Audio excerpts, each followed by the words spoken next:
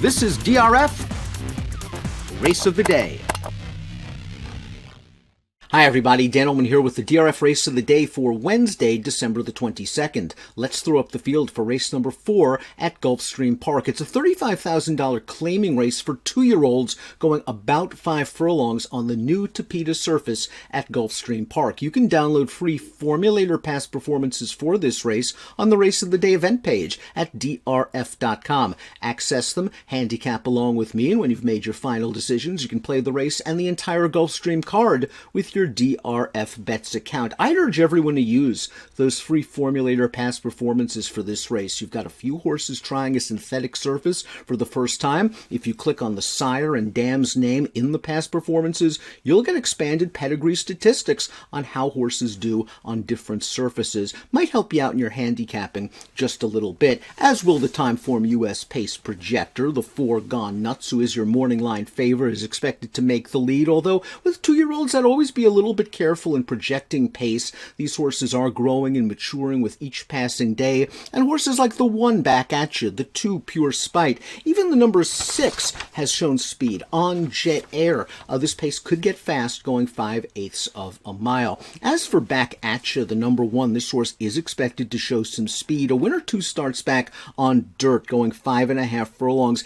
I liked the way he won that race. Broke sharply, got to the outside, prompted the early leader, took over at the quarter pole, and drew away to win as much the best with a 64 Beyer speed figure. Now, first start against winners was not as good, going 6 furlongs. As the favorite that day, he prompted the winner's pace, and he just looked very tired in the stretch. He was on his left lead a long way down to the wire. That was a good field of claimers. The runner-up came back to win by 7 lengths the other day at Tampa Bay Downs in a $25,000 starter on dirt with a 63 Beyer. Back At You was claimed by low-profile connections out of that race. Could be a solid price, should show speed from the inside, and has run well enough on synthetic that makes me think he can handle the surface. The number 2 Pure Spite is coming off of a win that we're going to look at right now at Gulfstream on October the 15th. Only his second lifetime start. The gray son of Spitestown showed good speed from the start in a race where they ran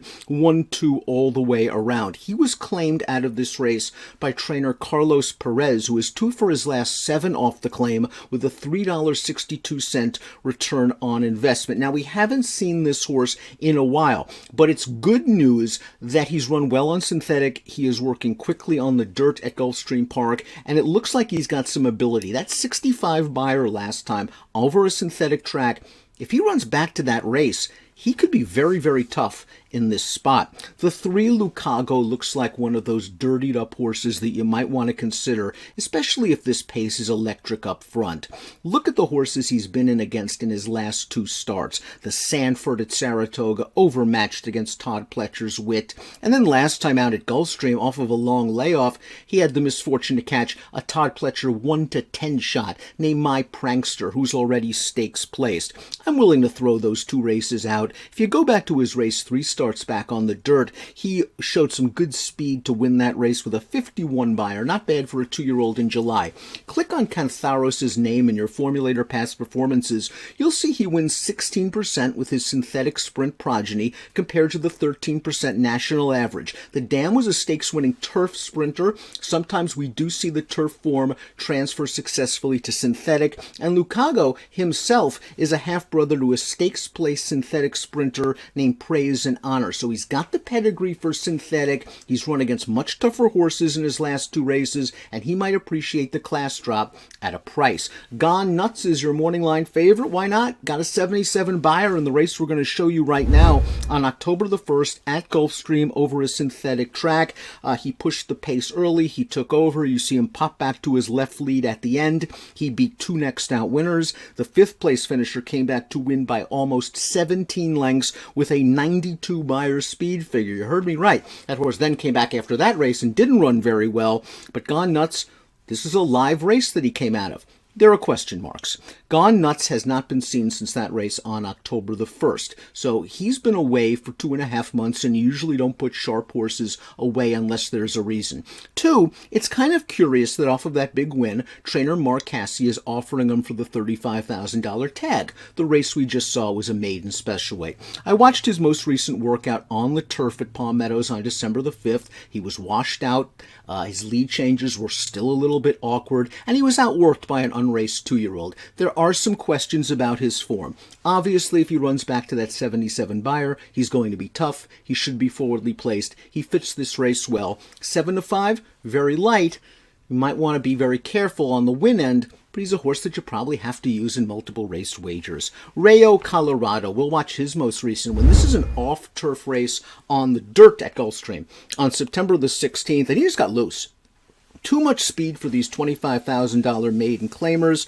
The horse that finished second is solid. He came back to run second on dirt for 25 with a 53 buyer. Then he won on synthetic for 25 with a 60 buyer. Rayo, Colorado is by Caracanti. You remember Caracanti from winning the Breeders' Cup Mile on turf? His progeny have done well thus far on synthetic, 16% winners in synthetic sprint races. Rayo, Colorado, also a little bit of a turfy pedigree on the bottom that might help him adapt to the Tapeta. He's a half to a grade 3 placed turf router named Quality Bird. Now, he hasn't raced since September the 16th. 10 days later, he was listed as a vet scratch at Gulfstream, and then we haven't seen him now for about 90 so days.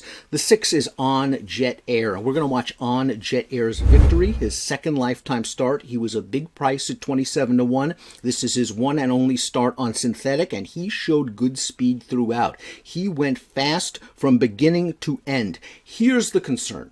This race has been a negative key race thus far. 5 next out runners, none have hit the board, and of those 5, the best next out buyer speed figure was a 24. So On Jet Air is facing a much tougher field in this race, likely from a pace as well as a class standpoint. Run Lee Run is another horse that is getting class relief. In his most recent start, he faced a horse named Peter D, going 2 turns at Gulfstream. Peter D came out of that win to take a $25,000 starter with a 65 buyer speed figure. Peter D is already a stakes winner on the synthetic. He's won 4 of 5 lifetime starts, and he's pretty good. Run Lee Run is now going to turn back to a sprint where he seems comfortable, and if there is some hitting up front, he should be running late. He needs a slight buyer boost, but those buyers in the 50s in his turf sprints seem pretty solid.